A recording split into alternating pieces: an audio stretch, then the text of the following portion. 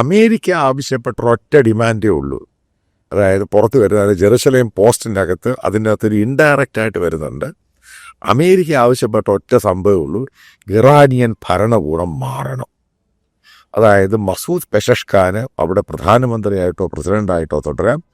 ഇസ്ലാമിക റെജീം, അതായത് അവിടെ ഇന്ന് ഭരിക്കുന്ന അവർ മാറണം, അവരെവിടെയെങ്കിലും പോകണം. അതിനവർ തയ്യാറായി. ന്യൂക്ലിയർ സംഭവം നിർത്താനും ലോങ് റേഞ്ച് നിർത്താനും ഒക്കെ അവർ തയ്യാറായി. പക്ഷെ ഈ ഒരു കാര്യം തയ്യാറായിട്ടില്ല. നിങ്ങൾ മനസ്സിലാക്കണം, കഴിഞ്ഞ പ്രാവശ്യം 11 ദിവസം വാറിനകത്ത് ഇസ്രായേൽ ആവശ്യപ്പെട്ടു ഈ പറയുന്ന പ്രായമുള്ള അയത്തുള്ള അലി ഖമൈനി, അദ്ദേഹം ടാർജറ്റിലാണ്, അദ്ദേഹത്തെ തീർക്കട്ടെ എന്ന് പറഞ്ഞു കഴിഞ്ഞപ്പം അമേരിക്കൻ പ്രസിഡൻ്റാണ് വീറ്റോ ചെയ്ത് അയാളെ കൊല്ലരുത്, അയാളെ വെറുതെ വിട്ടേക്ക്, മറ്റുള്ള കാര്യങ്ങൾ ചെയ്യുക. ഇതൊക്കെ നിങ്ങൾ ഓരോന്നായിട്ട് നോക്കണം.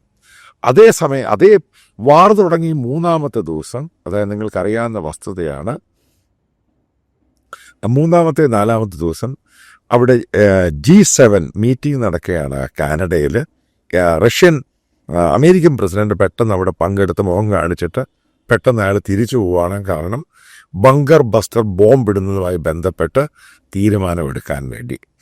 അന്ന് നിങ്ങൾക്ക് ഓർമ്മയുണ്ടായിരിക്കും, അന്ന് ഇതേപോലെ അബ്ബാസ് അബറാച്ചി, അതായത് ഇറാൻ്റെ എക്സ്റ്റേണൽ അഫയേഴ്സ് മിനിസ്റ്റർ, കരഞ്ഞു വിളിച്ചാണ് ഒരു പത്രസമ്മേളനത്തിൽ പറയുന്നത്, അമേരിക്കൻ പ്രസിഡന്റ് ആവശ്യപ്പെടണം ഇസ്രായേലിനോട് ബോംബിങ് നിർത്താൻ.